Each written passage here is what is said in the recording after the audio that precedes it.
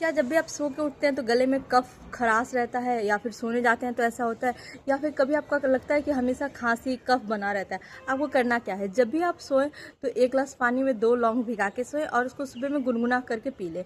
ऐसे ही दोपहर में 1 गिलास पानी में 2 लौंग डाल के, और जब सोने जाएं तो उसको हल्का गुनगुना करके पी लीजिए। इससे क्या होगा, आपको गैस नहीं होगा। और जितने भी कफ वाली समस्या है, जैसे गले में खसखसाहट हुआ, कफ आ रहा है, छींक आ रहा है, जुकाम है, तो ये सब ठीक हो जाएगा। ऐसे ही हेल्थ टिप्स जाने तो मेरे चैनल को फॉलो कर लीजिए। Do like, share, subscribe. Thank you.